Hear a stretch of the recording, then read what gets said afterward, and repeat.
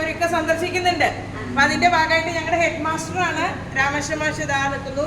പിന്നെ ഞങ്ങളുടെ 2 അഡ്മിനിസ്ട്രേറ്റർ ഉണ്ട്, രവീന്ദ്രൻ സാറ് അവിടെയുണ്ട് പിന്നിൽ.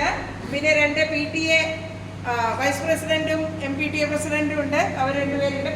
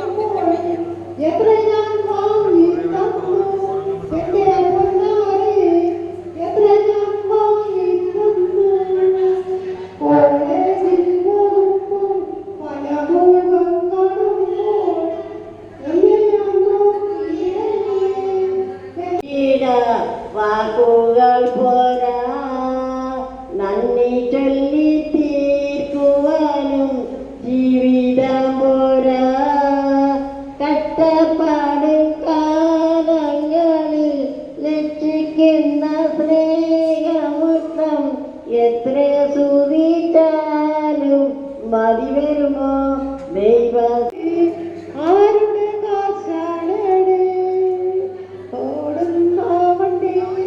ചാടി കയറുമ്പോൾ എത്ര ഞാൻ വാങ്ങി തന്നു എന്റെ പൊന്നാരെ എത്ര ഞാൻ വാങ്ങി തന്നു കോളേജിൽ പോകുമ്പോൾ പല മുഖം കാണുമ്പോൾ എന്നെ ഞാൻ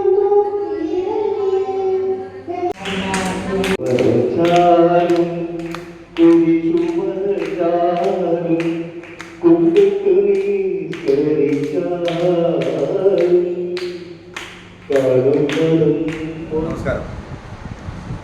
നമ്മുടെ സ്കൂള് ഈ വർഷം തുടങ്ങി വെച്ച പാതയം എന്ന പദ്ധതി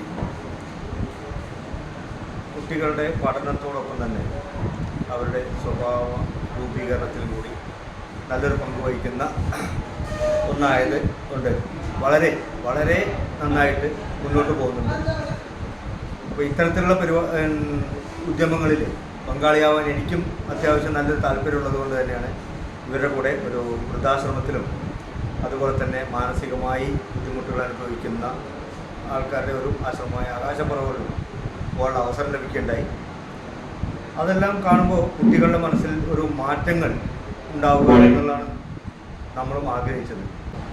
അപ്പോൾ ഇന്നത്തെ തലമുറ ഈ ലഹരികളിലും മറ്റും പുറകെ പോകുന്ന ഈ സമയത്ത് കുട്ടികളിൽ ഇത്തരമൊരു മാനസിക പരിവർത്തനം വരിക എന്ന് വന്നു കഴിഞ്ഞാൽ അത് നമുക്കൊരു മുതൽക്കൂട്ട് തന്നെയാണ്. എന്തായാലും നമ്മുടെ സ്കൂളിൽ ഈ തുടങ്ങി വെച്ച പാതയം പദ്ധതിക്ക് എൻ്റെ എല്ലാവിധ ആശംസകളും ഇതിൻ്റെ പിറകിൽ പ്രവർത്തിക്കുന്ന എല്ലാവർക്കും എൻ്റെ അഭിനന്ദനങ്ങൾ. പ്രിയമുള്ളവരെ, പള്ളിക്കുറുപ്പ് ശബരി സ്കൂളിലെ വിദ്യാർത്ഥികളുടെ കൂട്ടായ്മയായ പാതയം ചാരിറ്റി കൂട്ടായ്മയുടെ പ്രവർത്തനങ്ങൾ വളരെ മാതൃകാപരമായ പ്രവർത്തനങ്ങളാണ് കാഴ്ചവെച്ചുകൊണ്ടിരിക്കുന്നത്. അതിൽ ഞാനും അഭിമാനം കൊള്ളുന്നു. അവരുടെ പ്രവർത്തനത്തിൻ്റെ ഭാഗമായി ആകാശപ്പറവയിലെ മാനസിക പ്രശ്നങ്ങൾ അനുഭവിക്കുന്ന ആളുകളെ കാണാൻ സന്ദർശിക്കാൻ പോയപ്പോൾ എനിക്കും അവരുടെ കൂടെ പോകാനൊരു അവസരം ലഭിക്കുകയുണ്ടായി. അവിടെയുള്ള മാനസിക പ്രശ്നങ്ങൾ അനുഭവിക്കുന്ന ആളുകളുടെ പ്രയാസങ്ങളും ദുരിതങ്ങളും ജീവിത സാഹചര്യങ്ങളും എല്ലാം നമ്മുടെ മക്കൾക്ക് മനസ്സിലാകുകയും ഒരു നേരത്തെങ്കിലും അവരെ സന്തോഷിപ്പിക്കാൻ നമ്മുടെ മക്കൾക്ക് കഴിഞ്ഞു. അതുപോലെ തന്നെ ഭാവിയിൽ സമൂഹത്തിലെ ഇത്തരം ദുരിതങ്ങൾ അനുഭവിക്കുന്നവരും മാനസിക പ്രശ്നങ്ങൾ അനുഭവിക്കുന്നവരൊക്കെ നമ്മുടെ മക്കൾക്ക് സന്തോഷിപ്പിക്കാനും വാത്സല്യം കൊണ്ടും സ്നേഹം കൊണ്ടും അവരൊക്കെ സന്തോഷിപ്പിച്ച് ജീവിതത്തിൻ്റെ നല്ല രീതിയിലേക്ക് അവരൊക്കെ കൊണ്ടുവരാൻ നമ്മുടെ മക്കൾക്ക് കഴിയട്ടെ എന്ന് ആത്മാർത്ഥമായി പ്രാർത്ഥിക്കുന്നു.